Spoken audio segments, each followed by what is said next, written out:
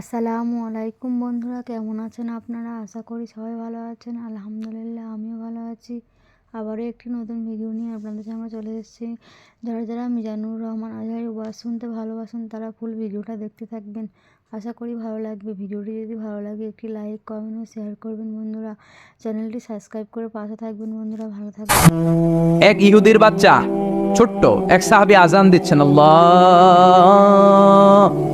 আকবার, আল্লাহু আকবার, আল্লাহু আকবার, আল্লাহু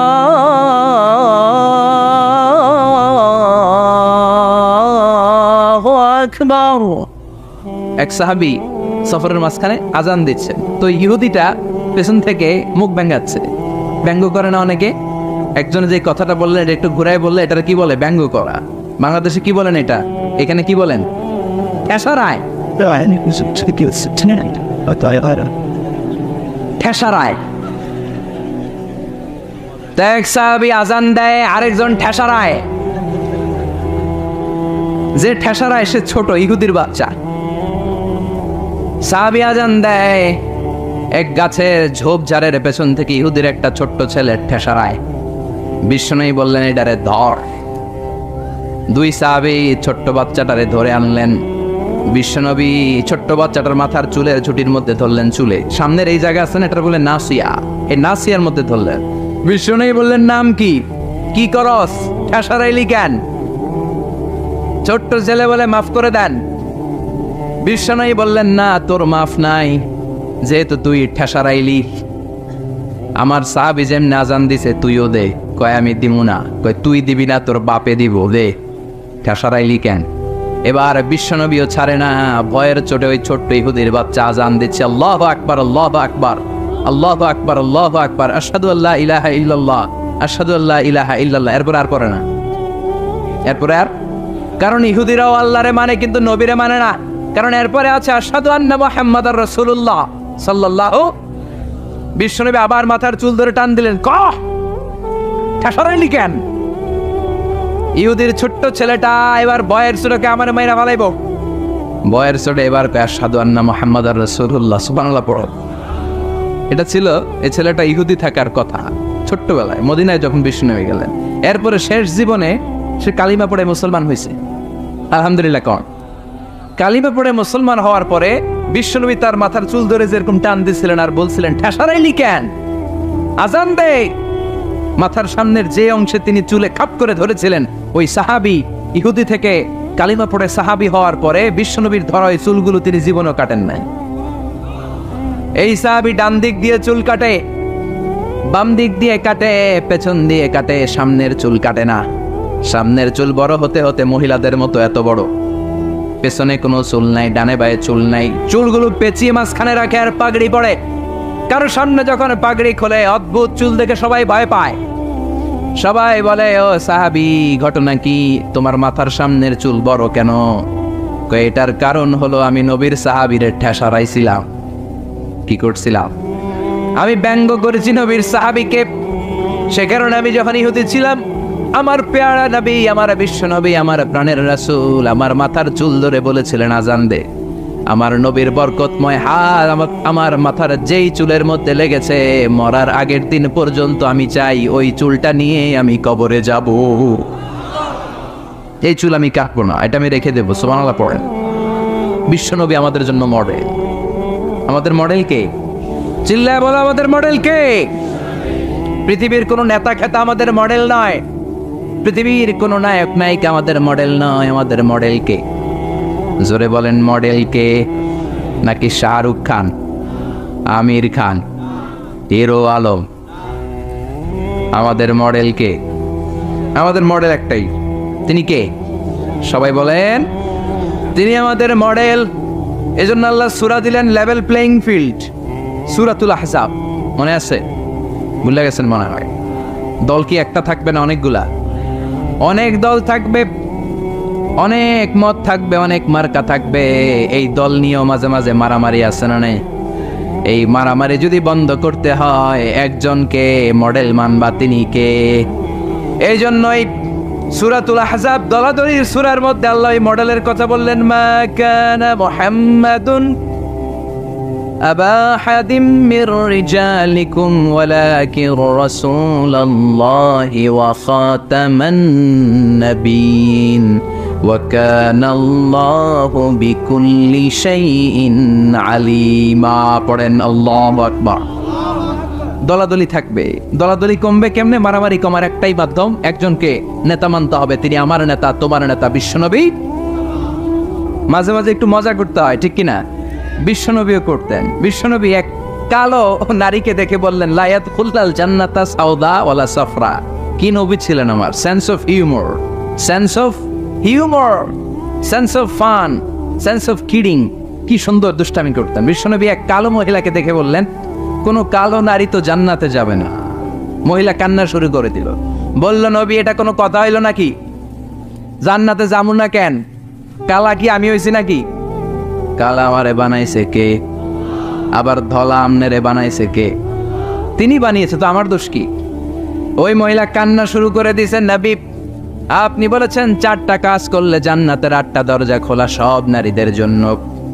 1 হলো যে নারীরা নামাজ পড়বে, 2 হলো রোজা রাখবে, 3 হলো স্বামীর কথা শুনবে, 4 হলো পরকিয়া না করে সতীত্বের হেফাজত করবে। 4টা কাজ করলে জান্নাতের 8টা দরজা খুলে দিবে কে? ও নবী আমি তো 4টাই করি, কেন জান্নাতে যাব না আপনি বলেন? বেজায় কান্না, কান্না করতে করতে মহিলা অস্থির। বিশ্ব নেই বললেন, থামো, আরে এত কেঁদো না, কেঁদো না, আমি তো মজা করছি। কি করছি?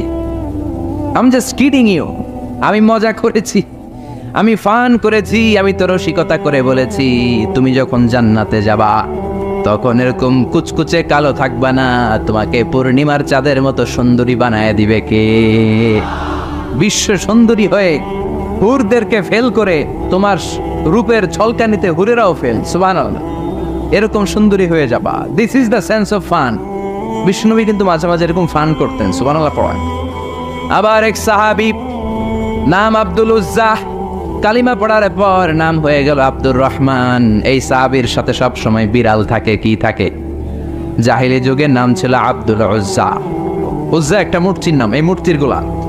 ইসলাম ধর্ম গ্রহণের পরে নাম রাখলো আব্দুর রহমান। কার গোলাম? জোরে বলেন। আব্দুর রহমান হওয়ার পরে এই সাহাবা সব সময় বিড়াল নিয়ে ঘুরে। মসজিদে আসলো কাঁধে বিড়াল, মাঝে মাঝে জামার আস্তিনের ভিতরে বিড়াল, মাঝে মাঝে পকেটে বিড়াল লইয়া নামাজ পড়ে। সুবহানাল্লাহ। বিশ্বনবী একদিন মজা করে আব্দুর রহমান নামক ওই সাহাবীটারে ডাক দিয়ে বললেন, ও বিড়ালের বাবা, ইয়া আবা হুরাইরা, এ বিড়ালের বাবা। সুবহানাল্লাহ পড়ে। আবু হুরায়রা কয়, বিশ্বনবী বলছে বিড়ালের বাবা।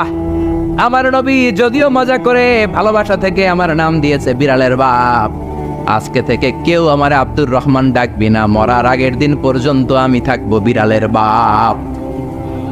বিড়ালের বাপ আমি। কিসের বাপ? সুবহানাল্লাহ। কি ভালোবাসতো সাহাবারা। কাআন সাফসাফা লা তারা ফিহা ইওয়াতাও ওয়ালা আমতা।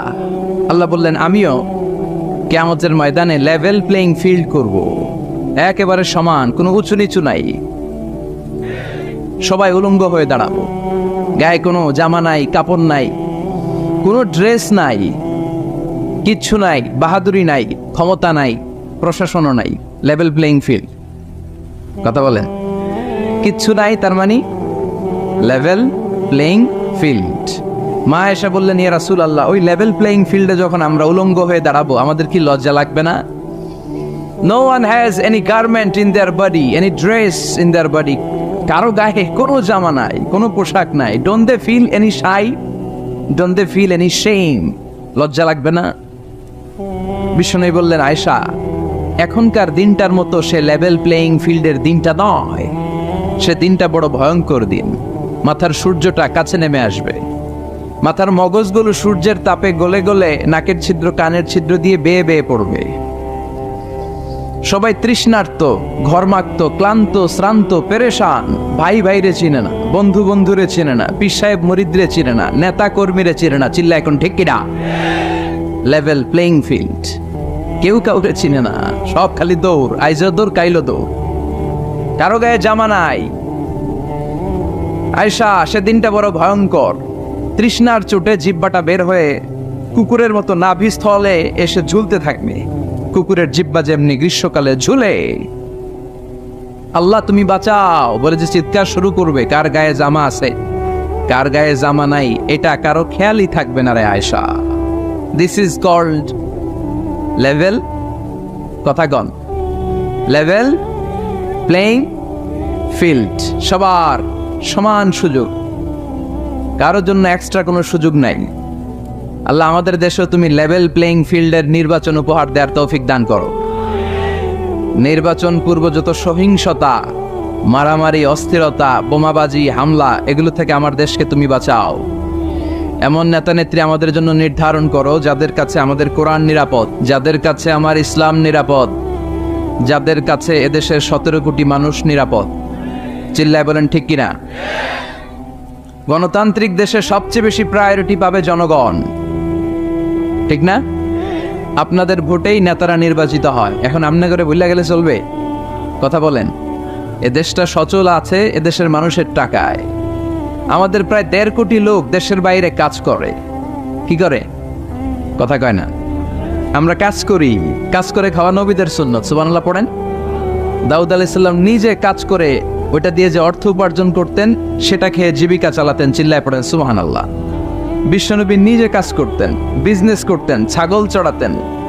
খাদিজাতুল কুবরা তাহেরা, বিশ্বনবীর প্রথম স্ত্রী, প্রিয়তমা স্ত্রী, ওনার আন্ডারে বিশ্বনবী জব করতেন, চাকরি করতেন, মাথার ঘাম পায়ে ফেলে উপার্জন করতেন। চিল্লায় কোন ঠিক কিনা? আমার দেশের প্রায় 1.5 কোটি মানুষ দেশের বাইরে কাজ করে, আর তাদের টাকায় সচল থাকে আমার দেশ। এজন্য তাদের মর্যাদা সবচেয়ে বেশি, জনগণের মতামতের মর্যাদা সবচেয়ে বেশি। খেটে খাওয়া মানুষের মনে কি জ্বালা যন্ত্রণা, এটার মর্যাদা ইসলামে সবচেয়ে বেশি। চিল্লায় বলেন ঠিক কিনা? সৌদি আরবে আমার যে ভাইয়েরা মেথরের চাকরিও করে, তারও 20,000 টাকা দেশে ঢুকে। এজন্য নেতা নেত্রীরা যখন বলে দেশ সিঙ্গাপুর হয়ে যাবে, আমেরিকা হয়ে যাবে, তাদের মাথায় রাখা উচিত দেশটা কিন্তু সচল আছে আমার বিদেশি যে প্রবাসী ভাইরা তাদের কষ্টার্জিত অর্থের টাকায়। চিল্লায় বলেন ঠিক কিনা? এজন্য জনগণের রায় সবচেয়ে বড় রায়। যাদের হৃদয়ে আল্লাহর ভয় আছে তাদেরকে কোনো কিছু দিয়ে কেনা যায় না। ফাঁসির মঞ্চ তার কাছে জান্নাতের গুলবাগিচা। চিল্লায় বলেন ঠিক কিনা? ভয় নাই, মুমিনের ভয় অন্তরে থাকে শুধু একজনের, তিনি কে? চিল্লায় বলেন তিনি কে? আর শাহাদাতের মৃত্যুর চাইতে শ্রেষ্ঠ মৃত্যু আছে? জোরে বলেন আছে? এজন্য বিশ্বনবী সবসময় আল্লাহর কাছে দোয়া করছেন, আল্লাহ আপনি আমাকে শাহাদাতের মৃত্যু দেন, আপনি আমাকে শহীদ হিসেবে কবুল করেন। বিশ্বনবীর কলিজার টুকরা সাহাবা ওমরে ফারুক দোয়া করতেন, আল্লাহ আপনি আমারে শহীদ বানান, নবীর দেশে আমারে মৃত্যু দেন। আল্লাহুম্মা রযুকনা শাহাদাতান ফি সাবিলিক ওয়াল মাউতা ফি বালাদি রাসূলিক। আল্লাহ আপনি আমাকে দিনের পথে শাহাদাতের মৃত্যু দেন, আপনার নবীর শহর মদিনার মধ্যে আমার মৃত্যু দেন। পড়েন আমিন। ওমরে ফারুককে শহীদ হিসেবে কবুল করেছে কে? আমাকে শহীদ করে সেই মিছিলে শামিল করে নিও, যে মিছিলের নেতা মীর হামজা, খোবায়েব খাব্বাব, আল্লাহর কাছে যারা অতি প্রিয়, শামিল করে নিও আমাকে শহীদ করে ওই মিছিলে শামিল করে নিও। পড়েন আমিন। চিৎকার করে পড়তে হবে আমিন। আবার বিশ্বনবী বললেন যে আল্লাহর কাছে শাহাদাতের মৃত্যু চায়, মান সাআলাল্লাহ আশ-শাহাদাতা বাল্লাগাহুল্লাহু মানাজিল আশ-শুহাদা ওয়া ইন মাতা আলা ফিরাশি। অন্তর থেকে ভালোবেসে হৃদয় দিয়ে ইখলাসের সাথে কেউ যদি আল্লাহর কাছে শাহাদাতের মৃত্যু কামনা করে, ওই লোকটা যদি বিছানায় পড়েও মারা যায়, কিয়ামতের দিন শহীদদের কাতারে তারে দাঁড় করাইয়া দিবে কে? এটা জানাচনা কোনো কথা নয়। দুর্বল ইমানদারের কোন লোক শাহাদাতের মৃত্যুকে কামনা করতে পারে না। চিল্লায় কোন ঠিক কিনা? ভীরুরা মৃত্যুরে ভয় পায়, কাপুরুষরা মৃত্যুকে ভয় পায়। কোরআনের সৈনিক, হকের পথের সৈনিক, ইসলামী আন্দোলনের সৈনিক, মৃত্যুরে কোনোদিন পরোয়া করে না। চিল্লা এখন ঠিক কিনা? কাফেররা প্রতিদিন 3 বার মরে। কাফির, মুশরিক, নাস্তিক এরা দিনে মরে কয়বার? আর মৃত্যুরে ভয় পায়। আর আমরা মৃত্যু কোথায় খুঁজে বেড়াই? চিল্লায় বলো ঠিক কিনা? কারণ আমরা জানি বাঁচলেও লাভ, মরলেও লাভ। মরলে আমাদেরকে শাহাদাতের শরবত পান করাবে কে? আল্লাহ, তুমি আমাদেরকে শাহাদাতের মৃত্যু দাও। আর জোরে চিল্লায় পড়ে না আমেন। আবার আল্লাহ বললেন, খবরদার আমার শহীদদেরকে মৃত বলো না। ওয়ালা তাকুলু লিমান ইয়াকতালু ফি সাবিলিল্লাহি আমওয়াত বাল আহইয়াউ ওয়ালাকিন লা তাশউরুন। খবরদার, আল্লাহর রাস্তায়, আল্লাহর জমিনে আল্লাহর দ্বীনকে কায়েম করতে যে দেহের তাজা রক্ত বিলিয়ে দিয়ে যারা শহীদ হয়, খবরদার তাদেরকে মৃত বলো না, তারা জীবিত। কার কথা? চিল্লায় বলেন কার কথা? শহীদ যখন শাহাদাত বরণ করে, গায়ের রক্ত ঝরতে থাকে, তারে গোসল দেওয়া যায় না। বিশ্বনবী বলেছেন, রক্ত সহ দাফন দাও। কারণ কিয়ামতের ময়দানে টকটকে রক্ত মাখানো সাদা কাফনের মধ্যে লাল রক্ত লাগলে এটা সুন্দর দেখায়। টকটকে লাল তাজা রক্ত নিয়ে কিয়ামতের ময়দানে শহীদরা দাঁড়াবে আর বলবে, আল্লাহ আরেকবার পাঠাও, আরেকবার দুনিয়াতে পাঠাও, আবার জীবনটারে তোমার রাস্তায় বিলিয়ে দিয়ে শহীদ হয়ে আসি। আল্লাহু আকবার। এটা ভীরুদের কাজ নয়, এটা মুনাফিকদের কাজ নয়, এটা ইমানদারদের চ্যালেঞ্জ। মুমিন মাত্রই তার হৃদয়ের ভেতরে শাহাদাতের তামান্না থাকবে। চিল্লায় বলো ঠিক কিনা? এজন্য ইসলামী আন্দোলনের সিপাহী সালার যারা, ইসলামের জন্য যারা জীবনটারে বিলিয়ে দিল, শাহাদাতের পেয়ালা পান করলো, আল্লাহ শাহাদাতের সর্বোচ্চ মর্যাদা তুমি তাদের নসিব করো। আমরাও যেন শাহাদাতের তামান্নায় বিভোর থাকতে পারি, কায়মনোবাক্যে তোমার কাছে দোয়া করতে পারি, তুমি তৌফিক দাও। এজন্য ফাঁসিয়াখালীর ভাইয়েরা ফাঁসিকে ভয় করে না। চিল্লায় বলো ঠিক কিনা?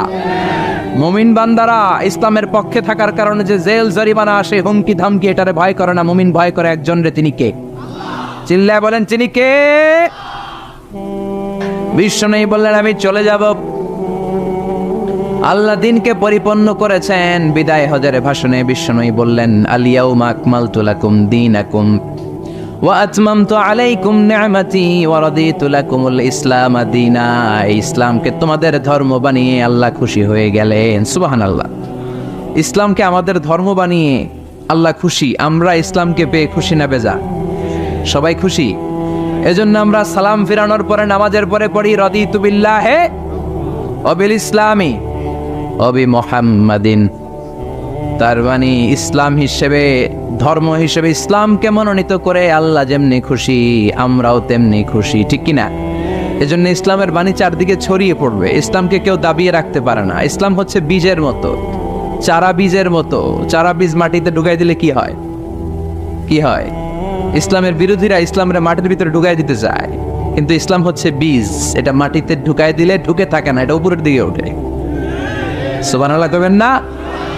আবার বিশ্বনবী বললেন, ইন্নাল্লাহা জাওয়ালি আল আরদা কুল্লাহা। আল্লাহ গোটা বিশ্বটাকে আমার কাছে ছোট্ট এরকম একটা বলের মতন করে তুলে ধরেছে। ফারাআইতু মাশারিকাহা ওয়া মাগারিবাহা। আর আমি পৃথিবীর পাশ্চাত্য, পৃথিবীর পূর্ব থেকে পশ্চিম প্রান্ত পর্যন্ত সবটা আমি দেখেছি ছোট্ট বলের মতো। আর আল্লাহ বলে দিয়েছেন, নবী আপনার দু চোখ দিয়ে আপনি পৃথিবীর যতটুকু জায়গা দেখলেন, ঠিক ততটুকু জায়গায় ইসলামের বাণী আমি আল্লাহ পৌঁছে দেব।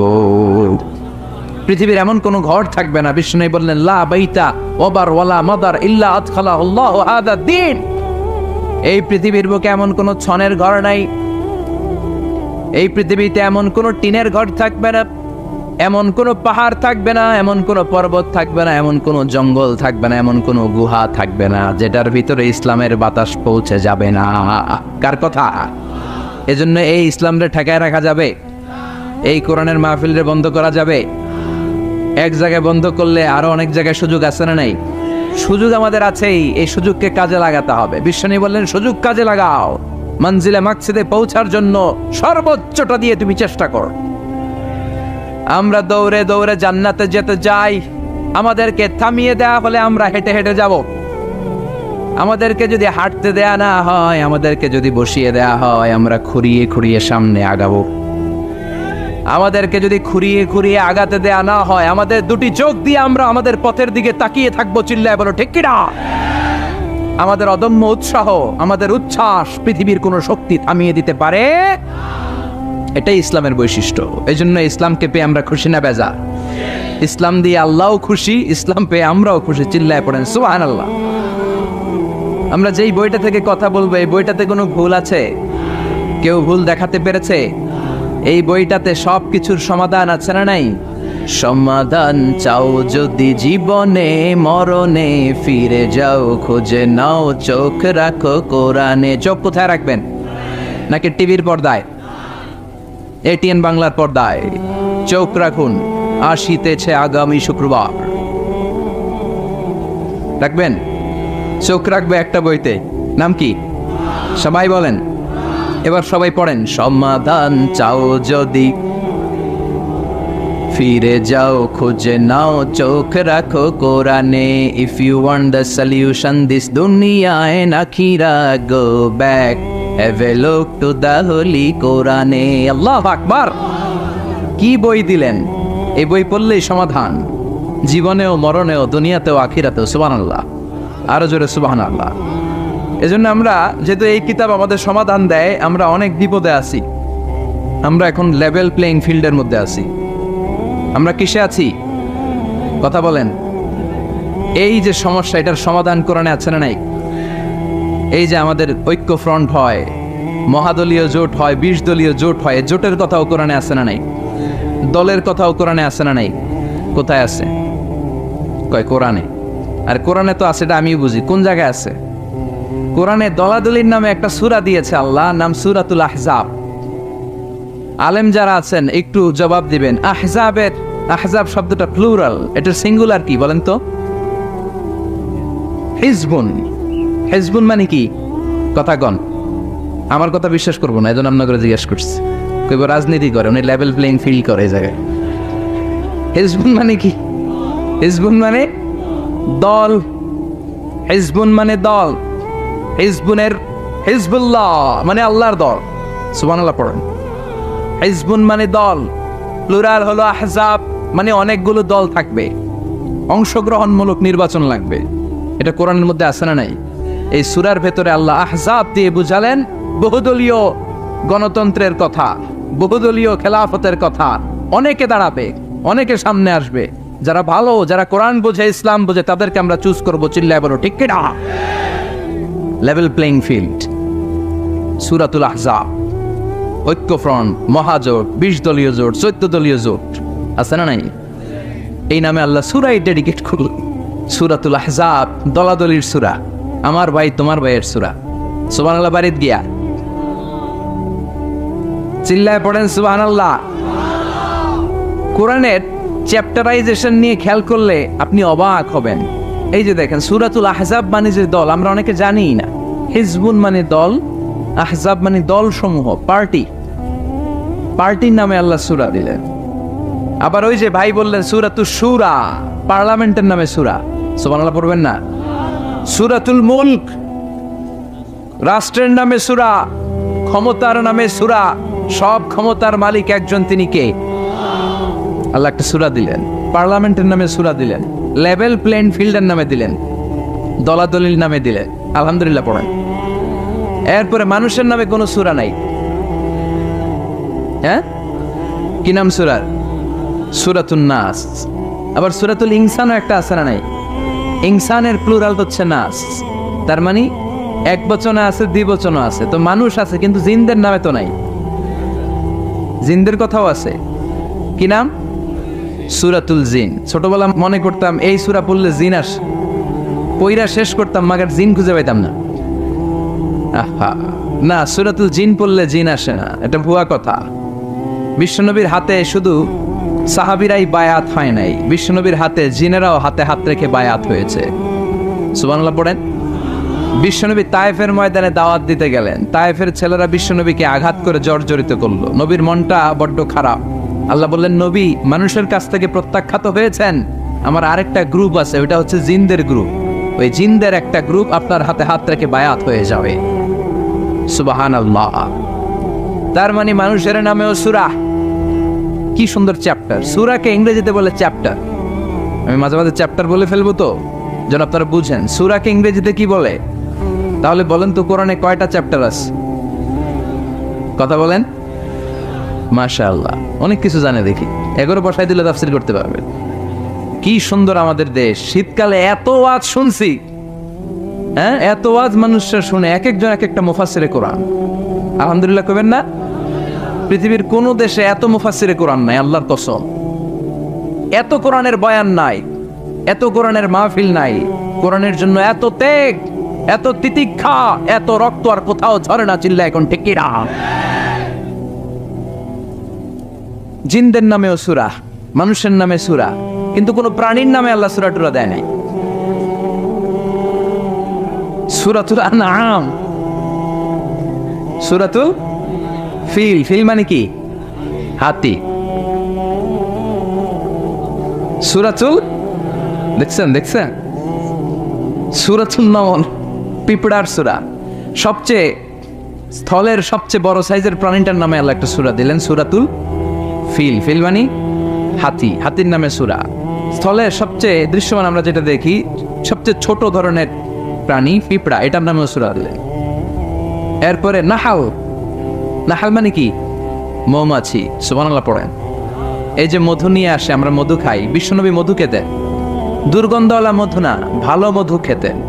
সুগন্ধওয়ালা মধু বিশ্বনবী খেতেন। সুবহানাল্লাহ।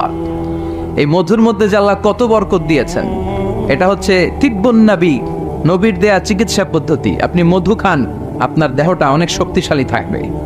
মৌমাছি যে যখন মধু আহরণ করে, ওই এলাকার মধ্যে যত বনাজি গাছ আছে, ওই গাছগুলো থেকেও মধু নিয়ে আসে, ফুলের গাছ থেকে নিয়ে আসে। তার মানে যত ধরনের রোগের প্রতিষেধক, এটা ভ্যাকসিন, এটা মধুর ভিতরে আছে না নাই? আবার মধুর মধ্যে একটা জিনিস আছে, প্রোপেলিস বলে, প্রোপেলিস। এই প্রোপেলিস কাটা জায়গায় লাগাই দিলে তাড়াতাড়ি অ্যান্টিসেপটিক, শুকায় যাবে। দ্বিতীয় বিশ্বযুদ্ধে এত অ্যান্টিসেপটিক ছিল না, অ্যান্টিবায়োটিক ছিল না। সব যুদ্ধাহতরা মধু এনে মধু মাইখা দিত, কয়েকদিনের মধ্যে সুস্থ। সুবহানাল্লাহ। এই মধুর নামে, মৌমাছির নামে আল্লাহ সূরা দিলেন। এরপরে 8 পাওয়ালা একটা প্রাণী আছে, ছোট্ট, এরকম দৌড়ায়, কি নাম? মাকড়সা। এই মাকড়সার নামেও সূরা দিলেন। সুবহানাল্লাহ কইবেন না? এরপরে আল্লাহ খাওয়ার নামে সূরা দিলেন, সূরাতুত তিন। তিন ফল খাইছেন? ডুমুর, ফিক, ওয়া চিনি, ওয়া জাইতুন, আছে না নাই? আবার খাবেন যেই দস্তরখানে করে, ডাইনিং টেবিলে করে, ওই ডাইনিং টেবিলের নামে সূরা আছে না নাই? কি নাম সূরার? সূরাতুল মায়েদা, ডাইনিং টেবিলের সূরা। আল্লাহু আকবার। পরিবারের নামে সূরা দিলেন, পরিবার, সূরাতু আলে ইমরান। মারইয়াম, মারিয়ামের মা, মারিয়ামের বাবা ইমরান, তিনজনরে আল্লাহ এত পছন্দ করেছে, তাদের পরিবারের নামে সূরা। কি নাম? আবার বংশের নামেও সূরা আছে না নাই? কি বংশ? হ্যাঁ, মুন্সি বংশ, চেয়ারম্যান বংশ, তালুকদার, চটকদার, খবরদার। কি বংশ? লিলাফি।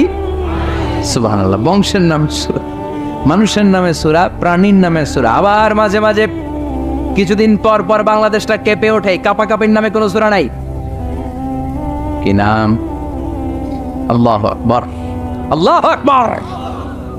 আবার মাঝে মাঝে কিছু লোকেরা মাথার মধ্যে লম্বা লম্বা চুল নিয়ে কি যেন বলে, আজে বাজে কবিতা বলে, আজে বাজে উল্টা পাল্টা কবিতা লেখে। আবার ভালো কবিও আছে না নাই? এই কবি সাহিত্যিকদের নামে কোনো সূরা নাই। কি সূরা? কেউ জানে না? কে জানেন? বলেন বলেন বলেন বলেন। সূরাতুশ শুআরা। আলহামদুলিল্লাহ পড়েন। এই যে পারতেছেন না, এটা ভালো। পারেন না, এরপরে যখন শুনবেন ওটা আর বলবেন না, ঠিক কিনা? একটু ঠেকা ভাব, জিজ্ঞাসা করলো কি জানি মনে আসে না, হুট করে উত্তর বলা হলো, এটার মানুষ ভুলে না। এজন্য বলা হয়, শিখছো কোথায়? ঠেকছি যেথায়। শিখছো কোথায়? ঠেকছি যেথায়। কবি সাহিত্যিকদের নামে সূরা, সূরাতুশ শুআরা। চিৎকার করে পড়েন আল্লাহু আকবার। আল্লাহ লেভেল প্লেইং ফিল্ডের নামে সূরা দিলেন, সূরাতুল আহজাব, দলাদলির সূরা। এজন্য আল্লাহ বললেন, এই পৃথিবীতে দলাদলি থাকবে, মারামারি থাকবে, মতের অমিল থাকবে। সমাজে মতের অমিল আছে না নাই? এক এক দলের এক এক ইশতেহার, এক এক দলের এক এক ইশতেহার আছে না নাই? কিন্তু এই ইশতেহারগুলোর মধ্যে ইসলামের বিরুদ্ধে কথা বললে রাষ্ট্রীয়ভাবে বেয়াদবগুলোর বিরুদ্ধে ব্যবস্থা নেওয়া হবে এরকম কোনো ইশতেহার আমরা এখনো দেখি না। চিল্লায় বলেন ঠিক কিনা? যে ইমান প্রয়োজনে জ্বলে ওঠে না, যে ইমান সত্যনের কথা বলে না, যে ইমান প্রয়োজনে জ্বলে ওঠে না, যে ইমান সত্যনের কথা বলে না, যে ইমান বাস্তবে নাই, যে ইমান অন্তরে নাই, মুখে শুধু ফাঁকা বলি, কি করে তারে বলো ইমানে বলি, কি করে তারে বলো ইমানে বলি, কি করে তারে বলো ইমানে বলি, ঠিক কিনা? যে ইমান দিন কায়েমের আন্দোলনের ধার ধারে না, যে ইমান লেবাসধারী কোরআন হাদিস তাও পড়ে না, যে ইমান খাজার নামে মাজার গড়ে ফুলুস কামায়, আছে না নাই? টেকুয়াতে নাই, এদিকেও আছে।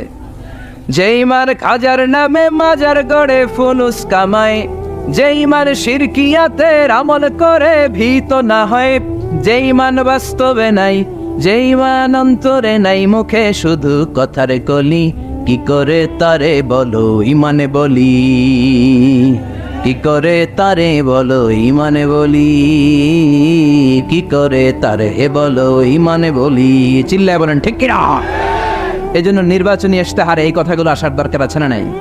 কিন্তু ওনারা এড়িয়ে যায়, ওনারা এড়িয়ে যায়। আমরা চাই আমার কোরআনের বিরুদ্ধে, ইসলামের বিরুদ্ধে, নবীর বিরুদ্ধে যদি কেউ কথা বলে তাদের সাথে আমাদের কোনো আপোষ। চিল্লায় বলেন আপোষ।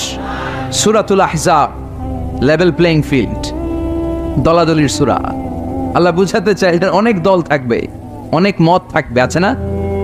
এক একজনের এক এক মত, এক একজনের এক এক দল। সবাইকে যে এক দলই করতে হবে এমন কোনো কথা নাই। সবাইকে এক ধরনের পোশাক পরতে হবে এমন কোনো কথা আছে নাকি? সবার রুচি একরকম হইতে হবে কথা আছে? কিন্তু মিউচুয়াল রেসপেক্ট থাকতে হবে, সম্মান থাকতে হবে। এক দলের নেতার প্রতি আরেক দলের নেতার সম্মান আছে না নাই? সম্মান থাকতে হবে। সবাইকে পীর সাহেবের মুরিদ হইতে হবে, সবাইকে তাবলীগ করতে হবে, সবাইকে জামাত ইসলাম করতে হবে, সবাইকে হেফাজতে ইসলাম করতে হবে এমন কোনো কথা নাই। চিল্লা এখন ঠিক কিনা? কিন্তু মিউচুয়াল রেসপেক্ট, আমি যেরকম ভাবি সবাইকে ঠিক ওই রকমই ভাবতে হবে, আমি যেটা পড়ি ওই রকমই পড়তে হবে এমন কোনো কথা আছে না।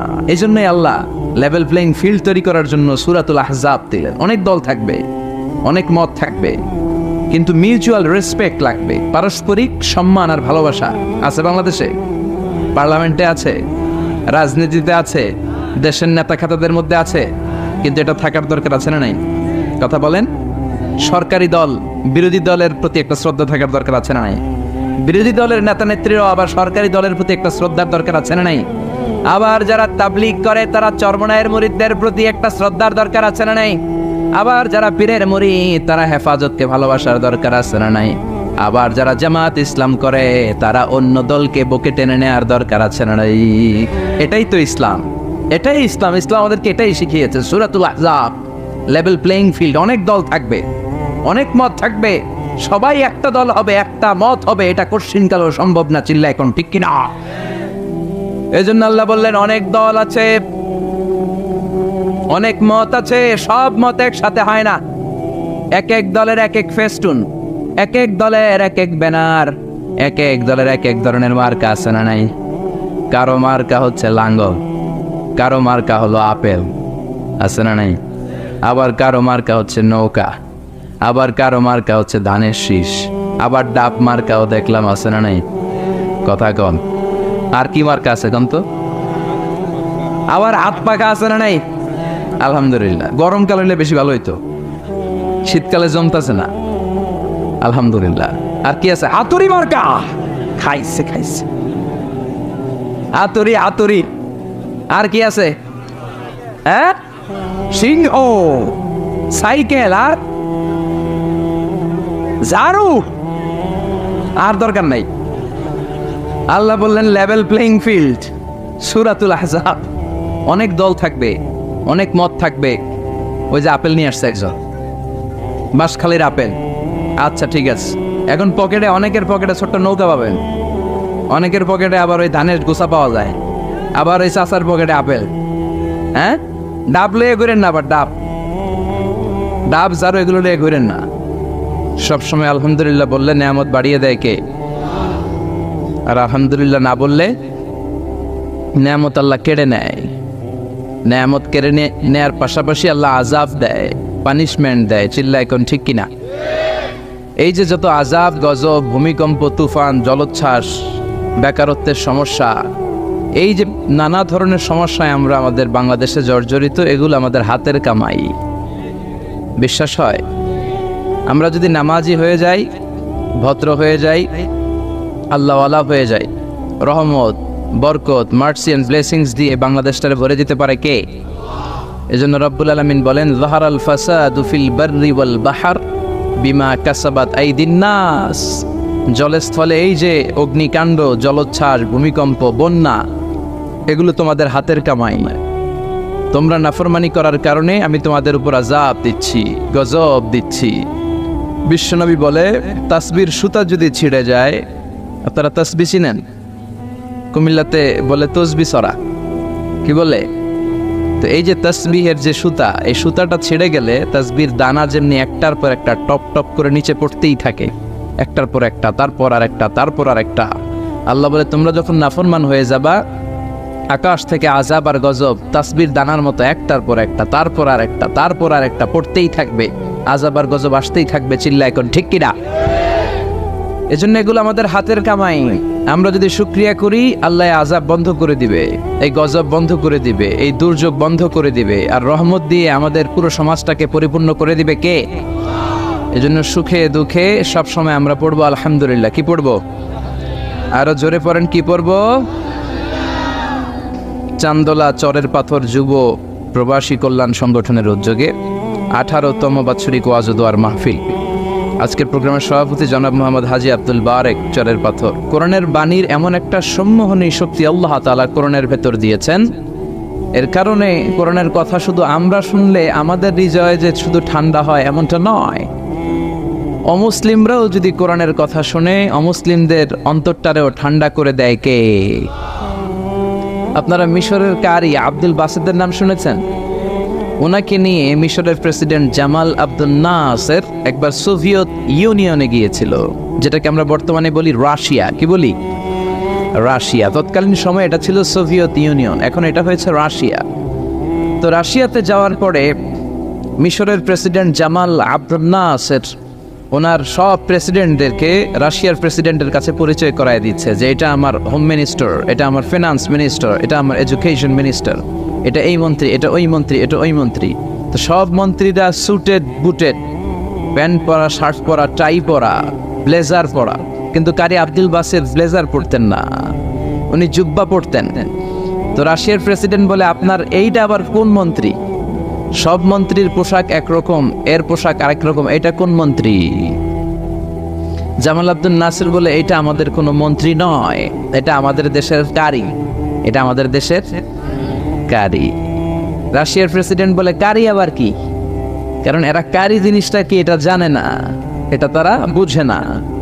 তো জামাল আব্দুল নাসির বলল যে আমাদের যে পবিত্র ধর্মগ্রন্থ আছে আল কোরআন আল কারীম, এই আল কোরআন আল কারীম উনি চমৎকার করে আবৃত্তি করতে পারে, আর আমরা সেটা শুনি, আমাদের হৃদয় ঠান্ডা হয়ে যায়। তো রাশিয়ার প্রেসিডেন্ট বলে, আজকে রাতে তো আমাদের একটা পার্টি আছে, নাইট পার্টি। কি পার্টি? এখানে নৈশ ভোজ হবে, খাওয়া দাওয়া হবে, আর হবে বেলি ড্যান্স। কি হবে? রুব্বানে নাচে কোমর দুলাইয়া, এই সব মুখস্থ। তো এই বেলি ড্যান্স হবে, এই বেলি ড্যান্স আমরা দেখবার, হুইস্কি খাবো, অ্যালকোহল খাবো, মদ খাবো। তো কারি আব্দুল বাসিত ইবনে আব্দুস সামাদকে রাজি করানো হলো। কারি আব্দুল বাসিত ইবনে আব্দুস সামাদ রাজি হলো। উনি গেলেন, যে হল রুমের ভেতরে বেলি ড্যান্স হয় ওখানে ওনার বসানো হলো। সিঙ্গাররা যেখানে গান গায় ওইখানে উনি মাইক্রোফোনের সামনে বসলেন, আর আল্লাহরে বললেন, আল্লাহ আমার গলায় যত সুর আছে, যত মেলোডি আছে, ভয়েস আছে, সব সুরকে আমি উজাড় করে দিয়ে আজকে তেলাওয়াত করব। তুমি আমার এই তেলাওয়াতের রিদম, এটার আকর্ষণ, এটার অ্যাট্রাকশন এই কমিউনিস্ট লিডারদের অন্তরের ভেতরে ঢুকিয়ে দিও। তখন রাশিয়া ছিল কমিউনিস্ট, সব কমিউনিস্ট লিডাররা বসা, সামনে হুইস্কি, রেড ওয়াইন, অ্যালকোহল, মদের গ্লাস নিয়ে বসা। তা আব্দুল বাসিত দা আব্দুস সামাদ চোখ বন্ধ করলেন। ওই দিনকার তেলাওয়াতটা উনি চোখ বন্ধ করে করেছিলেন। সুবহানাল্লাহ পড়েন। উনি চোখ বন্ধ করে ওনার গলায় যত সুর আল্লাহ দিয়েছে, যত সুরের ঝংকার তিনি পেয়েছেন, সব উজাড় করে উনি তেলাওয়াত শুরু করলেন, আউযু বিল্লাহি মিনাশ শাইতানির রাজিম। যতক্ষণ তেলাওয়াত চলেছে কেউ মদ খায় নাই, তাকিয়ে রইলেন, মন্ত্রমুগ্ধ হয়ে শুনলেন, আর সকলের চোখ দিয়ে তার দাঁড় করে পানি ঝরতে শুরু করলো।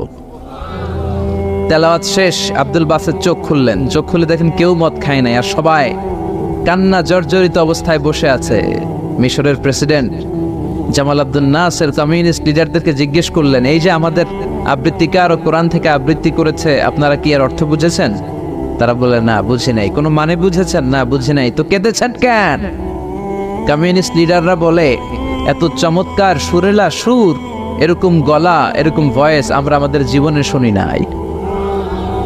এটা শুনে আমাদের হৃদয়টা ঠান্ডা হয়ে গিয়েছে। আমাদের অন্তরে অনেক জ্বালা, অনেক যন্ত্রণা, অনেক দুঃখ কষ্ট, এগুলোকে ভুলে থাকার জন্য আমরা রাতে বেলি ড্যান্স দেখি আর মদ খাই। এরকম কারি যদি আমাদের দেশে থাকতো, আমরাও প্রতি রাতে বেলি ড্যান্স না দেখে কোরআন শুনতাম। তারা কাঁদতে শুরু করেছে, কোরআনের অর্থ বুঝে নাই, মানে বুঝে নাই। কিন্তু এই বিজাতিদের কমিউনিস্ট লিডারদেরও অন্তরটারে ঠান্ডা করে দিয়েছে কে? ওই কোরআন আমাদের কাছে আসে না নাই? নাকি আব্দুল বাসিত আরেকটা কোরআন থেকে তেলাওয়াত করেছিল? জোরে বলেন, এই কোরআনের কোনো চেঞ্জ হয়েছে? ১৫০০ বছরের এই লম্বা সময়ে কোরআনের একটা আয়াত চেঞ্জ হয়েছে? একটা শব্দ, একটা অক্ষর, একটা জের জবর পরিবর্তন হয়েছে? জোরে বলেন, হয়েছে? এই কোরআনের মতো আরেকটা বই যদি আমরা পৃথিবীর সবাই মিলে বানাতে চাই, বানানো যাবে? জোরে বলেন, যাবে? আপনারা আহমদ দিদাদের নাম শুনেছেন? জাকির নায়েকের গুরু আহমদ দিদাদ একটা বই লিখেছেন, the ultimate miracle of the holy Quran. ওই বইতে তিনি উল্লেখ করেছেন, ইউনাইটেড স্টেটস অফ আমেরিকার কিছু বিজ্ঞানীরা সবচেয়ে পাওয়ারফুল যে কম্পিউটার, ক্রে 1 সুপার কম্পিউটার, এটা দিয়ে আমেরিকার মিলিটারিতে যারা চান্স পায়, মানে সেনাবাহিনীতে, তারা ম্যাথমেটিক্যাল ক্যালকুলেশনগুলো করার জন্য এই কম্পিউটার ব্যবহার করে। তো আমেরিকার বিজ্ঞানীরা আহমদ দিদাত তার ultimate miracle of the holy কোরআনে বলছেন যে কম্পিউটারের সব ইনফরমেশনগুলোকে কনসাইজ করে ওই ক্রে 1 সুপার কম্পিউটারের মাইক্রো চিপসের ভেতর ঢুকিয়ে কমান্ড করেছে, is it possible to create a book like Quran? ও কম্পিউটার, তুমি অ্যানালাইসিস করে বলো, এই কোরআনের মতো আরেকটা বই কি পৃথিবীর মানুষের বানানো সম্ভব? আপনারা বলছেন জি না, কিন্তু কম্পিউটার বলেছে ইয়েস, সম্ভব। It's possible, it's possible, but you need to spend more than 63 octrillion years। সম্ভব, কিন্তু পৃথিবীর সব মানুষদেরকে 63 অক্ট্রিলিয়ন বছর বেঁচে থাকা লাগবে আর চেষ্টা করা লাগবে। এটা শুনে বিজ্ঞানীরা তো মহা খুশি, হোক না অক্ট্রিলিয়ন আর ফক্ট্রিলিয়ন, বাড়াতে যাবে। কিন্তু নিউমেরিক্যাল সায়েন্স বলে যে octillion is very dangerous to reach there. Octillion হচ্ছে এমন একটা সংখ্যা যেটা পর্যন্ত পৌঁছা মানুষের পক্ষে অসম্ভব। সংখ্যাতাত্ত্বিক নিয়ম আমাদেরকে শেখায় যে সংখ্যা শুরু হয় একক দিয়ে, তারপরে দশক, তারপরে শতক, তারপরে সহস্র, তারপর উজুদ, তারপরে লক্ষ, তারপরে নিযুত, তারপরে কোটি, তারপরে মিলিয়ন, বিলিয়ন, ফিলিয়ন, জিলিয়ন, তারপরে হচ্ছে অক্ট্রিলিয়ন। সুবহানাল্লাহ কইতে বললেন না? এই 63 অক্ট্রিলিয়ন বছর আমাদের বাইসে থাকা লাগবে। আর 63 বছরই তো আমরা হায়াত পাই না, ঠিক কি না? 63 অক্ট্রিলিয়ন বছর যদি পৃথিবীর সবগুলো মানুষ হায়াত পায় আর যদি চেষ্টা করে, তাহলে পারহ্যাপস, মেবি, সম্ভবত কোরআনের মতো আরেকটা বই বানালেও বানানো যেতে পারে। সর্বশেষ কম্পিউটারের স্ক্রিনে অ্যানালাইসিস শেষে, বিশ্লেষণ শেষে যে কথাটা এসেছে সেটা হচ্ছে, it's quite impossible to create a book like Quran. পৃথিবীর মানুষগুলোর 63 অক্ট্রিলিয়ন বছর বেঁচে থাকাও সম্ভব না, কোরআনের মতো আরেকটা বইও বানানো সম্ভব না। চিল্লায় বলেন ঠিক কিনা? ওই কোরআন আমাদের হাতে আজও আছে না নাই? The greatest resource of power, the book of books, পৃথিবীর সবচেয়ে সেরা বই। এই বইয়ের কপিগুলো যদি কেউ আগুন দিয়েও জ্বালায় দেয়, আমাদের হাফেজ ভাইদের কলিজার ভেতরে কোরআন আছে না নাই? যদি আগুন লেগে ধ্বংস হয়ে যায়,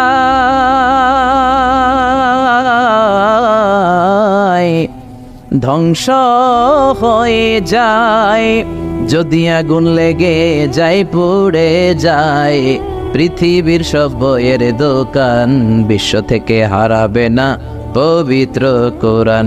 বিশ্ব থেকে হারাবে না পবিত্র কোরআন। পড়েন আল্লাহু আকবার। এজন্য পৃথিবীর যত কোরআন আছে আগুন দিয়ে জ্বালায় দিলে পৃথিবী থেকে কোরআন দূর করা সম্ভব নয়, কারণ হাফেজ ভাইদের কলিজায় কোরআনকে সংরক্ষণ করেছে কে? কেউ যেটা পারে না, পারে কে?